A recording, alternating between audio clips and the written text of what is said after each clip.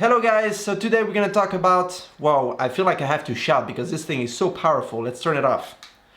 All right, much better. Hey guys, so today we're gonna talk about this amazing Golden Eagle LED3000 lights that I got for free. I was not paid to do this review. I will be honest, like always, tell you my pros and my cons, and I see you right after the intro. Don't move.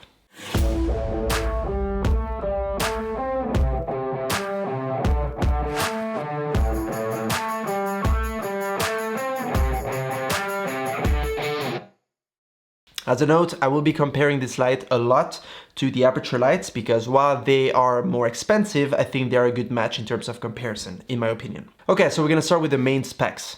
The power range of this light goes from 5% to 100% in 1% increments. So Golden Eagle claims that it has a grain energy saving LED chip that has a lifespan of up to 100,000 hours and reduces the energy consumption by 90%. That is pretty cool. It has a full metal body for durability as well as heat dispersion. In terms of power, it has a luminous flux of 31,500 lumens, and that is quite strong. The color temperature is 5600 Kelvin, which is daylight. In terms of dimensions, we have a 45 times 13.4 times 19.5 centimeters. That is not a small light, in fact, it's quite big. It includes a reflector with a frosted insert. A lot of the pros are cons as well. The reason is because while you're getting a great light with a lot of power for a fraction of the price, you are also sacrificing on the quality and attention to details, which I will tell you more in a moment. So first off, let's start with the pros. The fact that it has a standard Bowens mount, it's great because when I want to use my Aperture Light Dome Mark II, for example, or my Godox Light Dome, I can do it and it's not a problem. So that is great to have. In terms of price, you get 300 watts for around $530 versus the Aputure 300D that comes close to $1,100. That is less than half the price. It has a built-in fan system, which is good for heat dissipation. It has an excellent color rendering with a CRI of 96% and a TLCI of 99. It comes with a simple remote that has 4 channels. I want to tell you a little bit more about this remote because I think it is great. There's a bunch of cons that I will tell you later, but one thing that I do like a lot is the fact that it's simplified to 3 buttons on it. You have the power button, you have the plus and a minus. That's it. So if you want to turn it on, you just turn it on like this, turn it off, and you can just choose how much intensity you want to have on your light. That is it.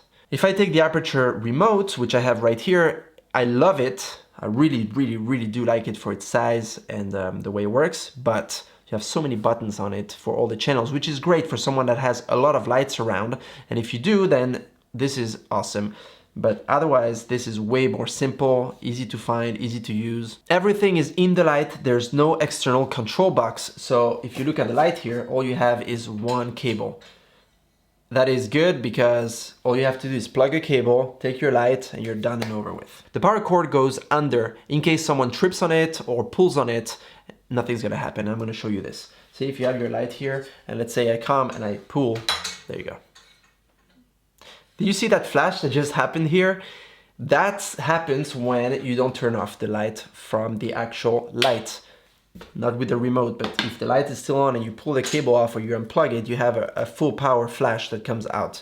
I have no idea why, but that's how it is.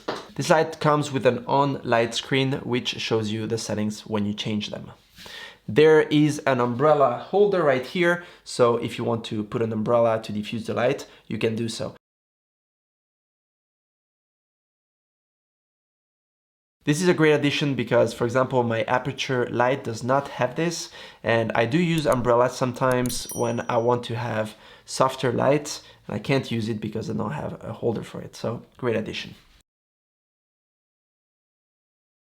All right, now let's talk about the cons. One of the cons that to me is really annoying is the fact that I got a French cable. The plug that I use here in Switzerland is Swiss.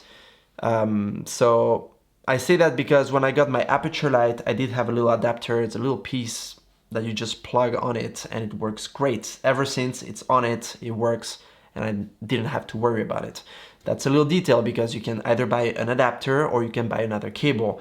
But that means you cannot use the light right away if you don't have those. So for a few bucks more, you could add those in the box. The remote, while I do like the shape and the function of it, comes without AAA batteries. So you need to have two AAA batteries laying around somewhere at home, or you need to go and buy them in the store. This is, again, attention to details, and the fact that they don't provide it to you is quite annoying. One of the things that I did not like is the fact that it comes without a carrying pouch. In fact, this is what you get your light in. So there is some styrofoam, here we go. And you have this plastic that covers the light. You get an after sales service card, a couple of little cards, and that's about it. You get the cable, you get the remote without the batteries, and you get the light. That is it. So why do I think this is annoying? Because when I use my Aperture light, I have a pouch, I put it in, put all the cables, everything, and I go for my shoots. I did a lot of shoots with the Aperture light, and I cannot tell you how convenient it is to have an actual duffel bag or just a bag to put it in. Otherwise, you have to spend money for it. And if you spend less money for a light, and you then have to add money for other things, then it becomes a bit more expensive and annoying because you need to find the right proper bag that will fit your light. So that's something that would be great to see in the future. Okay, the fan is always on.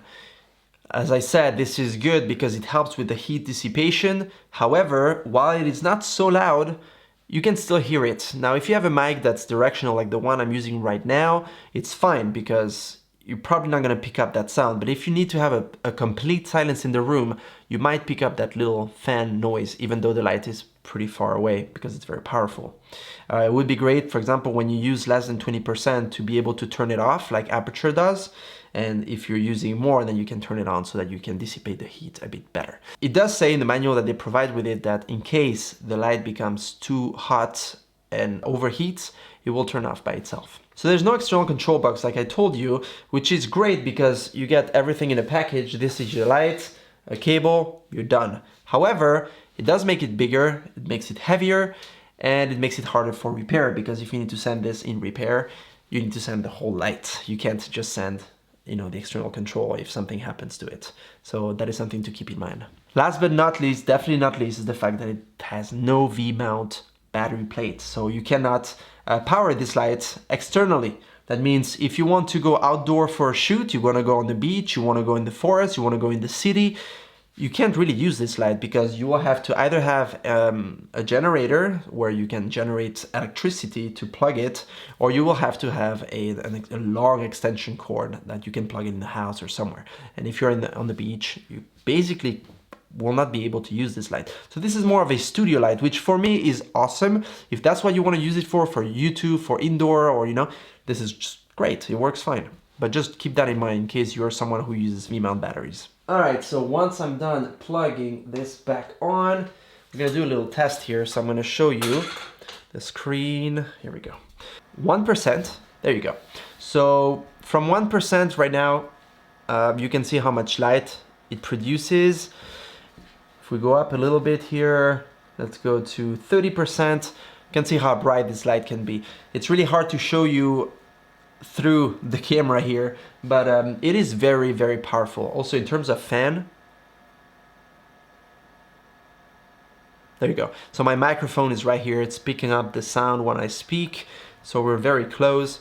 So that shows you a little bit how loud it is. And here we go. We're gonna go to, let's say 60%. You see how bright this thing gets. And to 100%. It becomes really, really bright to the point where you can feel the heat on your hand, even though it's an LED light. It does tend to produce some heat and some powerful light.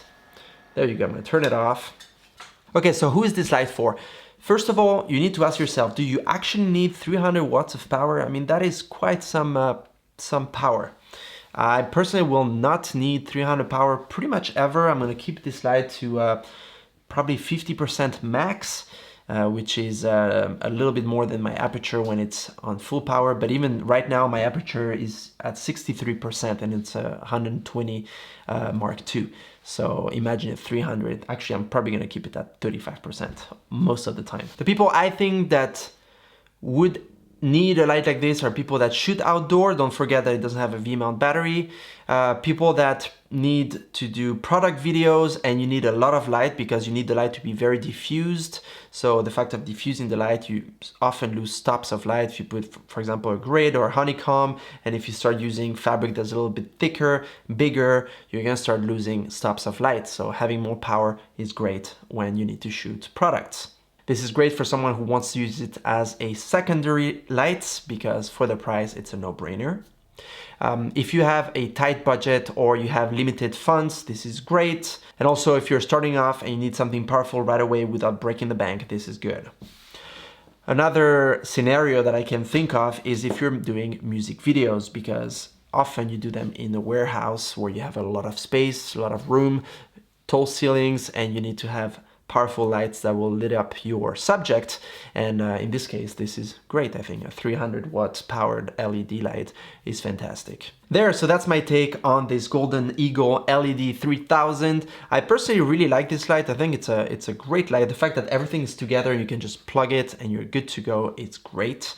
So now my question is, would you buy it and for what reasons? Are you someone who needs this much power, or is this something you would buy just in case if sometimes you need a little bit more power, and or what do you use it for? I'm actually curious. Let me know in the comment section below. Thumbs up if you like this video. Take care, keep shooting, keep smiling, and I see you like always in my next video. Cheers.